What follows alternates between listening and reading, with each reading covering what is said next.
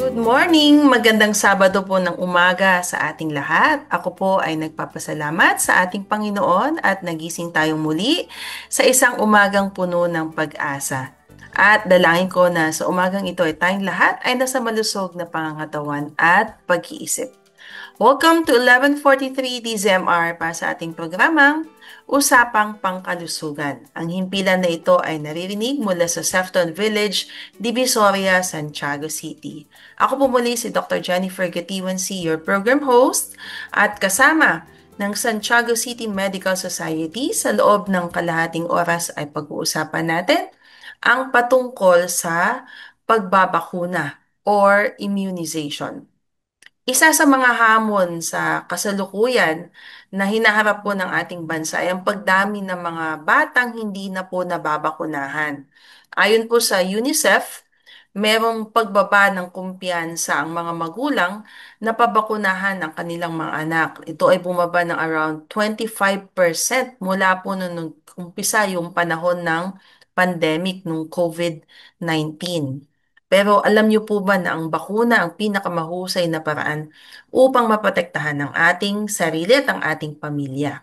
So sa araw na to ay may explain po ng maayos ang ating paksa at makakasama po natin ngayon si Dr. Rhoda C. Paul. Isa po siyang family medicine specialist at fellow ng Philippine Academy of Family Physicians.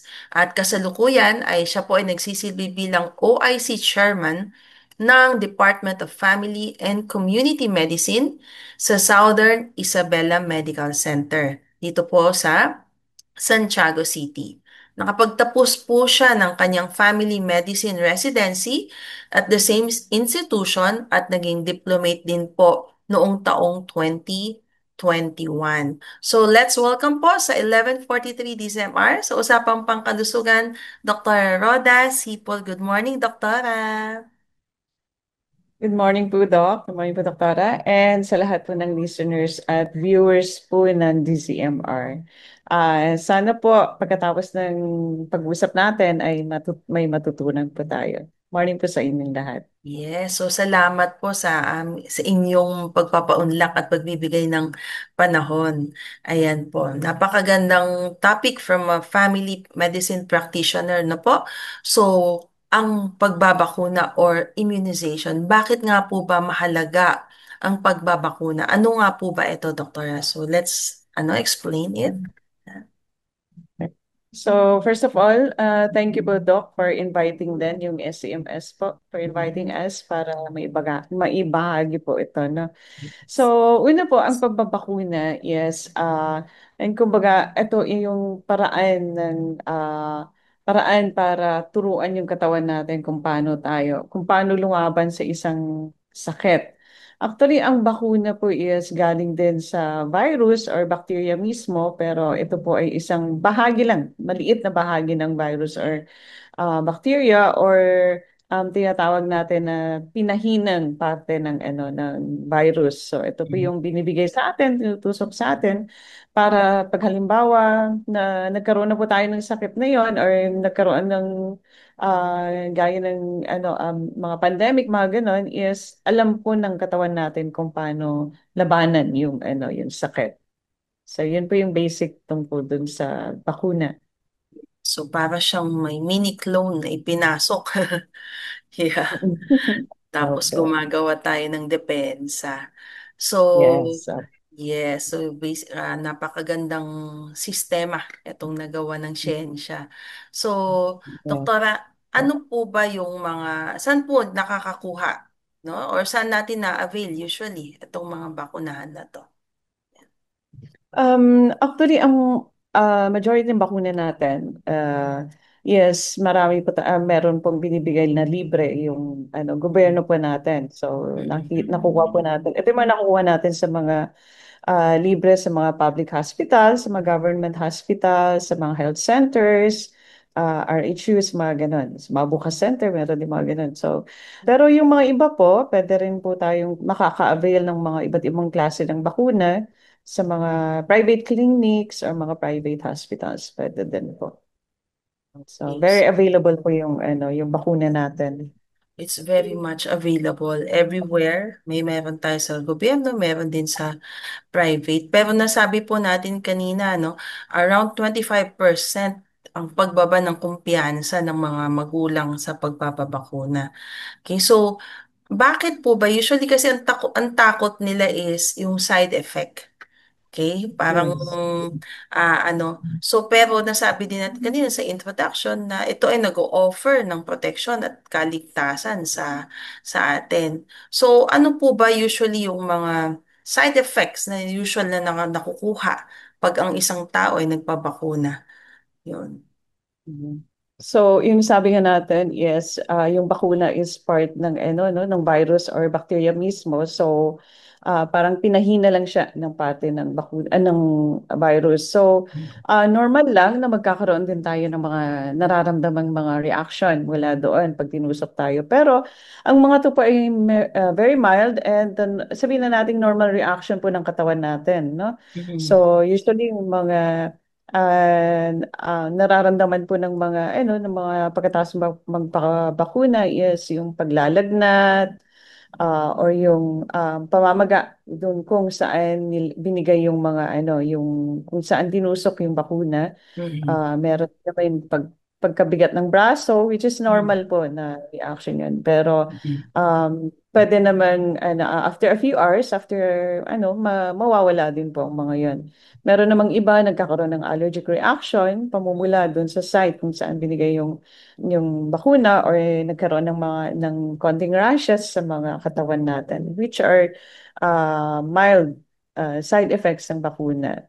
Very rare po talaga yung nagkakaroon ng serious side effects ng bakuna Yes. na So usually talaga, yun lang, pain dun sa injection site, pamamaga. mm, Okay. So when you said very rare yung mga serious side effects, doktora, ano yung mga usual mga serious worst case scenario just in case?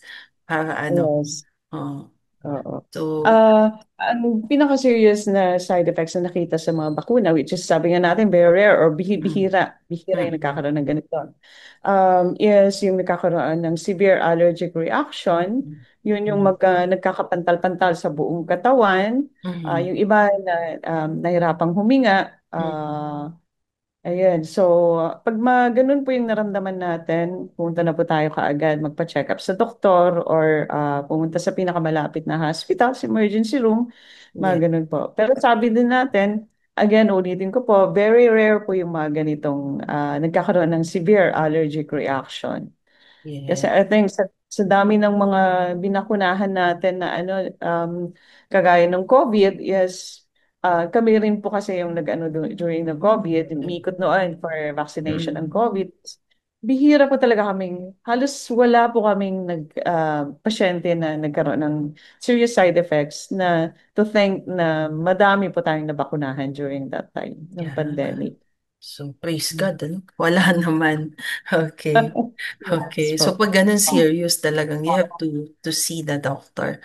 Pero, Yes doktora, kung nangyari, yung nagpabakuna, medyo nilagnat, nasabi na nga natin kanina, so hindi na nila kailangan pumunta sa doktor pagkat pag mga ganun side effect.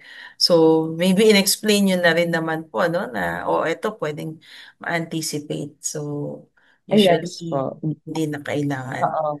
Ayun. Yes po. Actually, after ng pagbabakuna, ina-advise, dapat po talaga i-advise natin sa mga patients na baka magkaroon kayo ng ganitong side effects para alam po nila yung gagawin nila. Kasi yung Mhm. iba talaga hindi natin maiwasan na kakabahan sila, mga ganon. No? Mhm. So, pwede natin i-advise na pag nilagnat, pwedeng magbigay ng paracetamol or i-cold compress yung kung saan nagkaroon ng pamamaga. Injection. Yes. So, another question, Doktora, is, sige, yung mga dating takot magpabakuna or may mga na-miss na mga bakuna, ika nga po ba? Pag may na-miss na bakuna po ba, balik po ba sa start or doon sa mga pwede ba nilang yung tinatawag na catch up na lang o back to zero? Ano po yung anong masasabi natin dito? Oo. Actually, yung gobyerno natin may catch-up program din po yung galing sa DOH. So, ito yun yung mga nakamiss ng mga bakunan. May mga iba't ibang dahilan po kung bakit sila nakamiss ng mga bakunan nila. Pag sa ganun po, hindi po tayo kailangan bumalik or mag-back to zero, no? Mm, So, itutuloy lang po natin kasi okay lang po kahit na-delay yung mga bakuna mm, natin. Pwede po tayong ituloy lang po natin from the last dose na ano na natanggap natin. Kumbaga parang walang nangyari. Ituloy lang mm. natin. No. So, hindi na, parang hindi na, yun kasi kinakatakot ng mga iba eh, magbaback Back to to zero, another zero. 2 to pa naman. Oo, ganun. So, Oo. pwede na, hindi na po kailangang mag-back to zero. Sabi nga nila, mas safe pa, mas maganda pa yung na-late tayo nagbigay ng vaccine, yung dose ng vaccine, kaysa yung pinaaga natin kaysa scheduled na Mm, second dose or mga third dose ng mga bakuna natin. So, okay. okay lang po yun. Pag nakamiss, balik po sa health center, may catch-up, ano po yun. Program din po Yes. tayo. So, ibig sabihin, hindi back to zero. Kasi niisip nga nila yung aray, yung pain. Oo. Yes, correct. Yan. Ang usual cause dahil nami-miss nila or natitigil doktora is kadalasan may mga sipon or konting Yes. ubo. Oo. Kaya Mm-mm. hindi na nila itinutuloy na dinadala sa barangay, di po ba? Is it Yes. contraindicated o talagang bawal po bang magpabakuna ang isang bata kung siya ay may konting sipon or ubo? Oo. Actually, very common yun na nakikita natin sa ano, sinasabi ng mga parents sa clinic Mm-mm. natin, no? Mm-mm. Ayaw lang papakuna kasi nilalagnat. Pero actually, according sa research naman na ginawa, yes, pwede tayong magbigay, no? The more Mm-mm. pa daw na kailangan nating bigyan ng bakuna kasi dagdag protection din ng mga bata or ng pasyente natin. Pero may mga instances talaga na hindi pa muna tayo pwedeng magbigay ng bakuna. Like for Mm-mm. example, masyado ng mahina yung pasyente Mm-mm. or yun, yung mga immunocompromised or mga ano na pasyente, hindi muna tayo pwedeng magbigay ng bakuna. Actually, pati sa mga, ano yan, mga buntis, mga ganon, Mm-mm. may mga bakuna na pwede din sa kanila. Ayun. So, hindi po contraindication yung sinisipon or may lagnat para hindi po magbigay ng bakuna. Kahit pa, sabi nga nung sa isang lecturer na nag-attend kami noon, kahit pa daw nasa hospital siya, admitted, pwede natin silang bigyan ng mga bakuna na kailangan nila during that time. So, hindi bawal. Actually, mas Mm. ini-encourage pa nga po. Yes. Yan. So, hindi lang naman bata ang binabakunahan. Kadalasan kasi iniisip ng mga karamihan ay bata lang, di po ba? So, Opo. usually di po ba, doktora, may mga, nasabi natin kanina, kahit naka-hospital, ano. So, may mga bakuna din, di po ba, sa mga buntis, doktora? May mga, and even adults. Okay, so, Mm-mm. speaking of mga adults and children, doktora, ano po ba, nasabi natin kanina, may binibigay na bakuna ang ating gobyerno. Umpisahan po natin sa Yeah. mga bata. Ano po ba yung mga bakunang binibigay ng gobyerno para sa mga kabataang Pilipino? Yeah. Yun. Actually, yan, meron tayo sa mga, pagkapanganak pa nga lang, may binibigay na tayo na mga bakuna natin like yung BCG, Hep B, mga ganun. Ang maganda dito kasi, di ba, pinagbabawal na yung mga home deliveries. No? Yan. So, pag sa pinanganak po sa hospital or sa mga birthing center, mga ganun, yes, nabibigyan po kaagad ng BCG, Hep B, ganun. No? And Yeah. then later on, meron na rin po tayong pentavalent sa sa mga RHU health centers natin. Meron din tayong mga um, actually ngayon meron ng HPV, meron na rin tayong binibigay sa mga school children which is nag-start sa mga 9 years old or mga I think grade 4 yung binibigyan na ngayon which is previously hindi yun kasama sa sa National Immunization Program ng government natin, no? Pero ngayon, ang maganda is binibigay na meron na tayong ganito, no? HPV, Opo. flu, mga ganun po. Mm-mm. Flu, meron na rin. Measles. Mhm. Yes po, measles, mga ganon. Mm-mm. So, yun yung mga kailangan meron tayong mga bakuna na binibigay natin sa mga from birth until 1 year old, yung Mm-mm. immunization program ng gobyerno natin. And then meron din after 1 year, mga booster doses, mga ganun. No? Mm-mm. So, yung, natanong po ba yung sa buntis? Yung sa buntis Opo, naman po, sa mga buntis, opo. ano po ang mga bakunang pwedeng ibigay sa mga buntis ng Opo. Sa gobyerno? mga buntis, yes po. Meron po tayong, ay sa mga buntis, medyo may mga ibang bakuna na hindi pwedeng ibigay sa Mm-mm. kanila na aantayin natin na pagkapanganak, pwede natin ibigay sa kanila. Pero Mm-mm.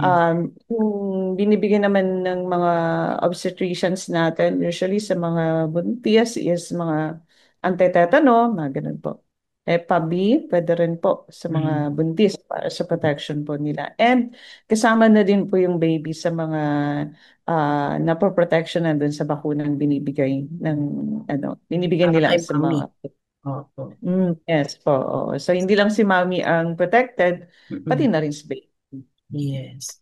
How about sa mga seniors, doktora? Ano yung mga Yes. bakunang Oo. ibinibigay sa mga Mm-mm. seniors? Flu. Oo. Tama po, ano? Yes, oo. Mm-mm. Actually, sila yung mga priorities sa mga health centers, no? Mm-mm. Sa pagdating sa flu and pneumococcal vaccine, mga ganun, pang pneumonia. Kasi Yes.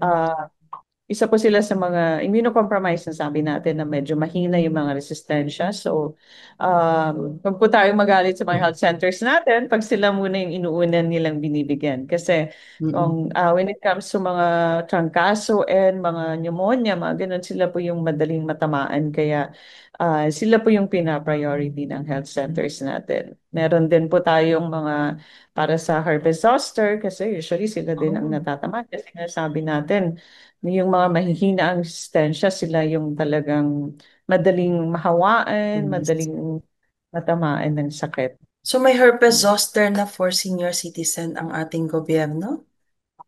Actually, ma'am, sa ngayon wala pa. I think wala pa. Akala ko meron na.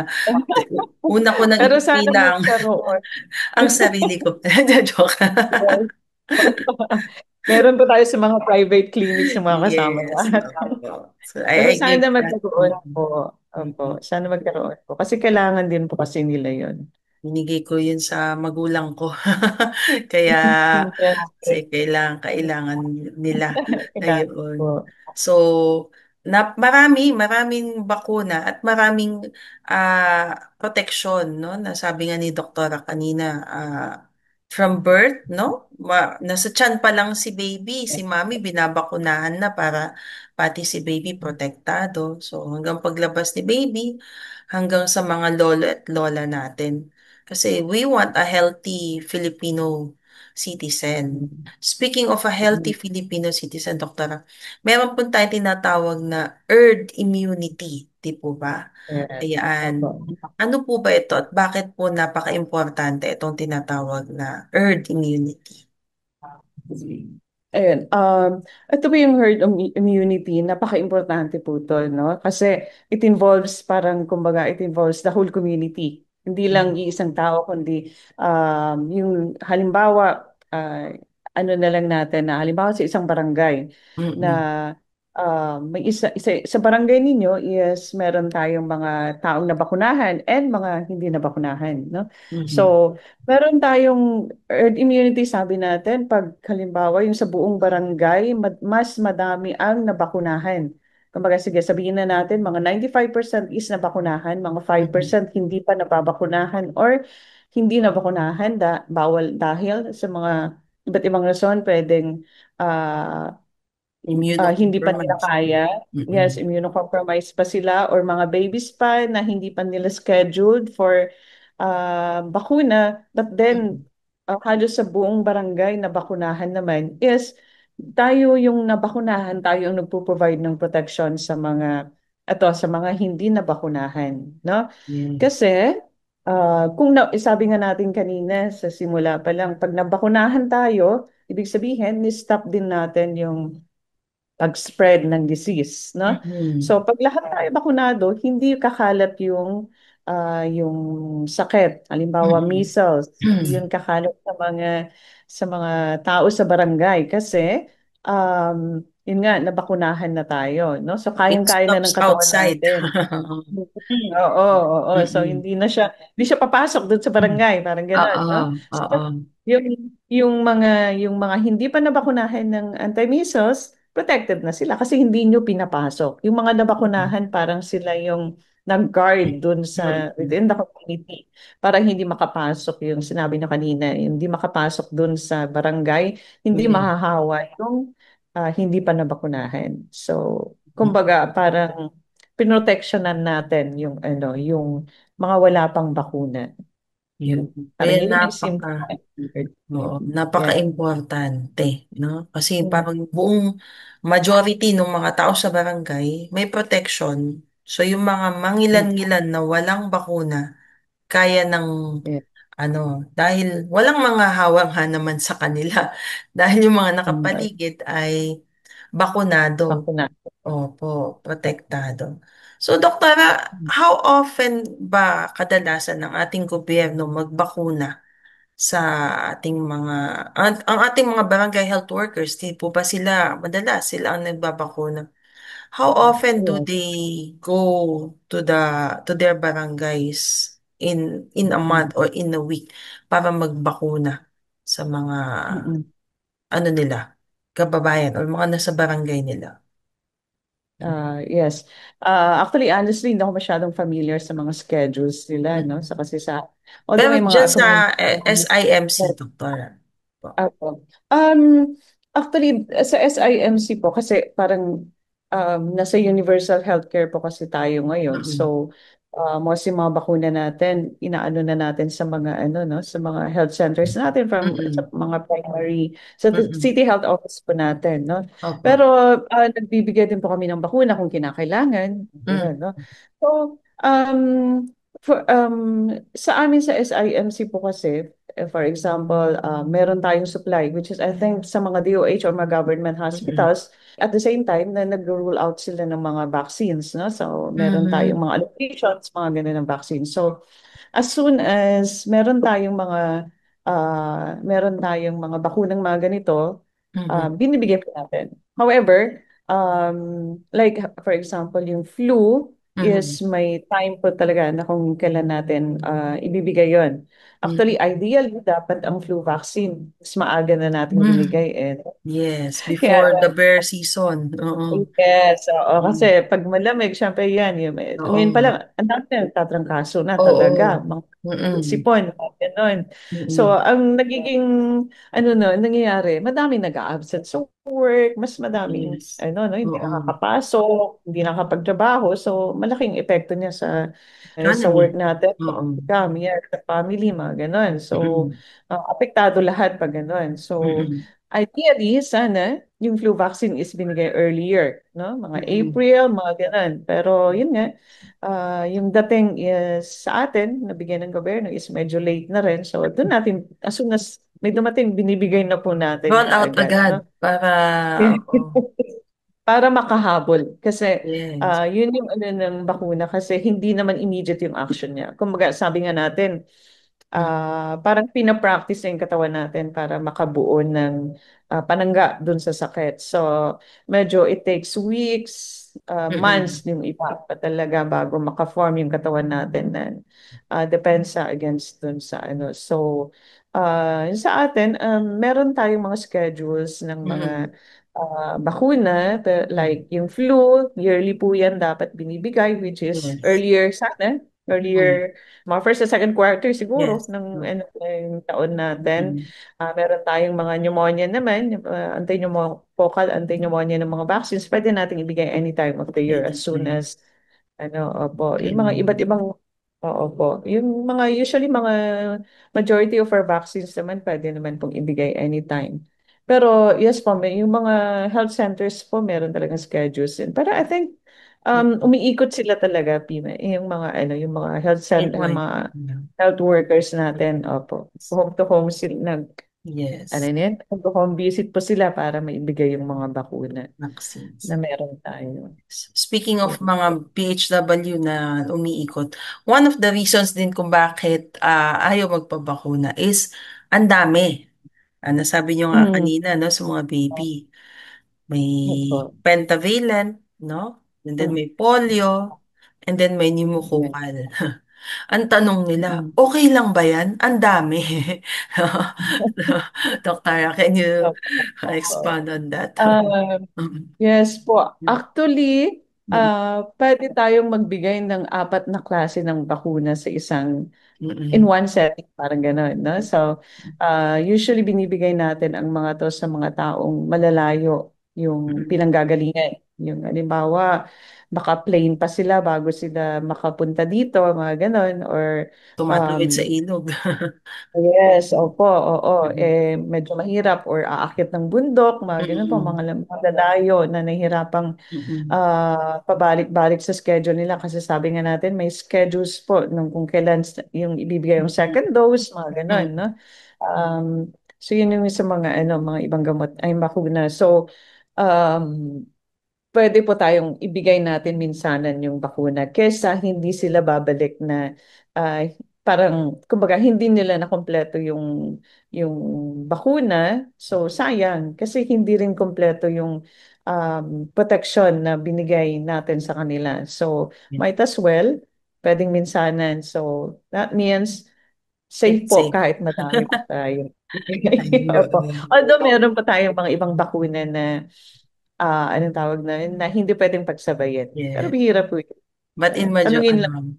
majority, it's safe. Ayan. Yes po. Usually, fever lang naman po talaga yung side effect. Ayan. So, nalinawan po tayo at sana ay na-encourage na ang ating mga kababayan na magpabakuna at pabakunahan ang kanilang mga anak para maiwasan po natin ang pagkalat ng mga sakit. So, ang bilis po ng oras, no? It's already half an hour and nagpapasalamat po kami, Doktora, sa inyong pagpapaunlak at pagbabahagi ng mahalagang impormasyon talaga tungkol sa pagbabakuna. So, last question, saan po nila kayo pwedeng puntahan? Nasabi na natin kanina for consultation. Uh, Apo.